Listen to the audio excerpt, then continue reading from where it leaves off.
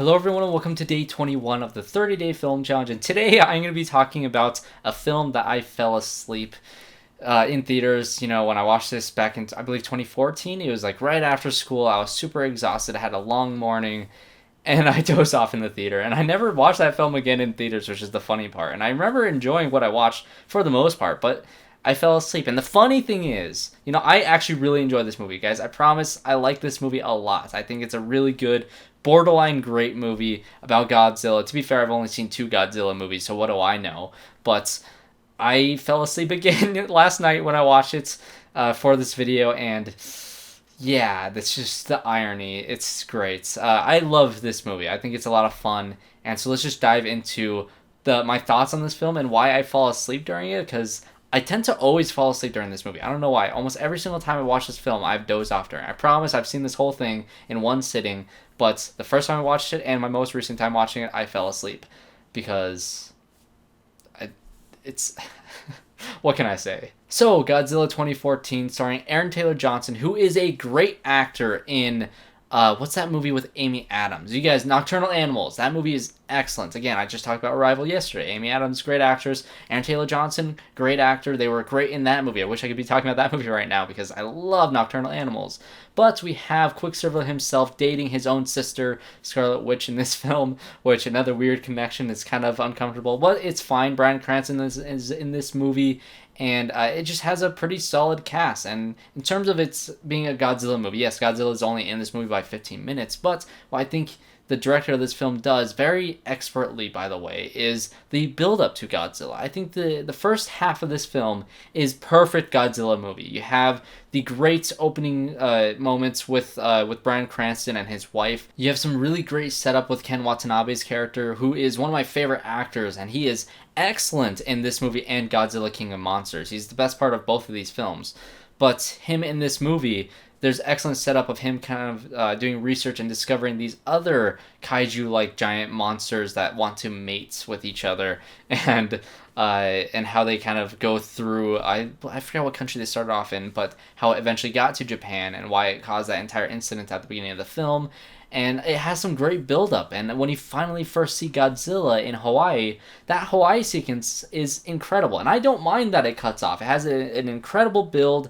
You know, you have Aaron Taylor Johnson on the train for the second time dealing with this monster because, you know, he was in Japan when that incident happened, and then he's here when this incident happens, and he just kind of follows Godzilla and this creature. I forget what the creature's name is, but he kind of follows every single disaster that happens in this movie, which is kind of funny.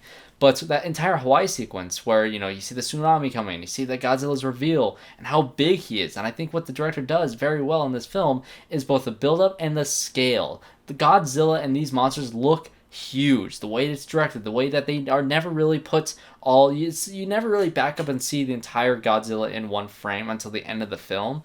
And I think that works great because you get to see that they're always pushing it outside of it. You always see that it's bigger than what we can normally see. If you're standing next to this thing, or like 50 feet away from this thing, or like a mile away from this thing, you still won't see the whole thing. It's just that big. And so it really, I think it's Gareth Edwards who directed this film. He really understands the scale and the size of these monsters and how slow they move and how powerful they are. And I think that's the greatest thing that I can praise about the first half of this film, is he really does understand how to build up and how to really tense up these moments of this monster fighting, and how great Godzilla is, because this film really did introduce me to Godzilla. And so I don't know, I thought he did a really great job in the first half of this movie. Let me stress that I think at a point you need to have more Godzilla in the movie. You need to see them fight, and you need to kind of get away from Aaron Taylor Johnson's character and really get into Godzilla and what's happening with him. And I think that's a huge missed opportunity in this film, and it's definitely a glaring flaw. But for the first half, maybe 2/3 of this movie, I thought the amount of Godzilla was fine. They treated it like the shark in Jaws, which I thought was an interesting take. And the main criticism of this movie, besides not having much Godzilla in it, which obviously is most people's criticism of the movie, is that the characters are not that interesting. And I will say Bryan Cranston's character is fascinating. Ken Watanabe's character is fascinating. Aaron Taylor Johnson and Elizabeth Olsen are solid. They're much better than the characters in Godzilla versus, or not Godzilla versus Kong.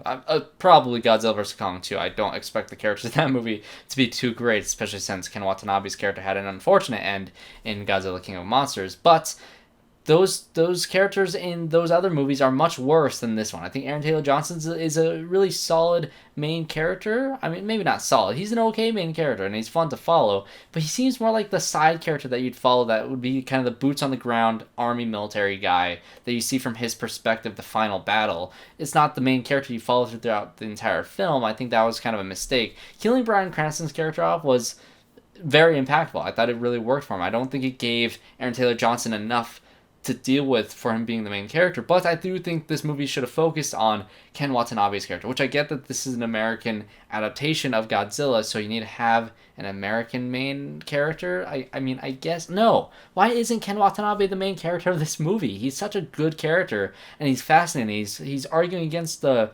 military people the entire movie because he knows that Godzilla is actually there to help. And so yes, I do wish Ken Watanabe was the main character of this film. It would have been a much better movie because of it. And if you can keep Aaron Taylor Johnson and Bryan Cranston, just make them the secondary characters to Ken Watanabe. But also put more Godzilla in the second half of this movie. That is what this movie sorely needed, and I think that's why I fall asleep. The first half has so much great build-up, and when you finally expect some reveal, I think the train sequence about 2/3 of the way through the movie is kind of where I started to doze off, and right when they were doing the Halo jump is where I fell asleep, because at this point, we've had virtually no Godzilla. The movie is coming up to close to an end, and we just haven't had much to really sink our teeth in until this point, and so yeah, that's the point where I fell asleep. I think both times in theaters and in this viewing is during the Halo jump sequence, which is beautifully shot, by the way. I love the visuals in this film.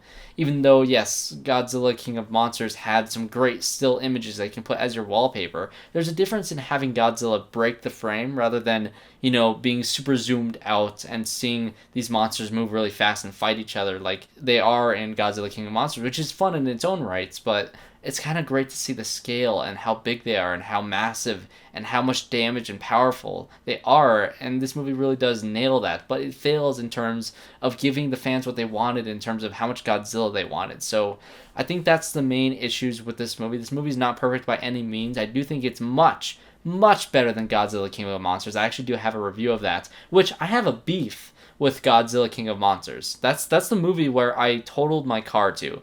I work at a movie theater, and we get early screenings every once in a while, and I was driving on my way to see Godzilla King of Monsters when this young 16-year-old woman, she ran a stop sign and totaled my car, and that was an experience, but it was because I was going to see Godzilla King of Monsters, and I finally saw that movie opening night, and it was disappointing as hell. So not worth totaling my car for. Absolutely not. So I have a beef with that movie, which is probably why I don't like it so much. But this one, I mean, I fell asleep during it twice, so I don't know. So that's my review-ish kind of story on Godzilla, the 2014 movie with Aaron Taylor Johnson.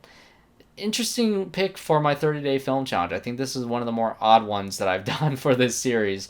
But thanks guys for watching this video. Subscribe to the channel. I have a brand new documentary coming out on Saturday, which I am super excited about. If you guys don't know who Amateur Hour Films or the Wangers are, that is who I'm doing my documentary on. So definitely check out the trailer for that. And if you want to see the documentary now, it's early release on their Patreon. So if you want to go to that, I will link that in the description down below. But otherwise, comment below what you guys thought of Godzilla. What's a movie where you always fall asleep during? That was the prompt for today, so I'd like to hear your guys' thoughts on that topic and on Godzilla itself. So comment below, leave a like, subscribe to the channel, and I hope to see you all in my next one.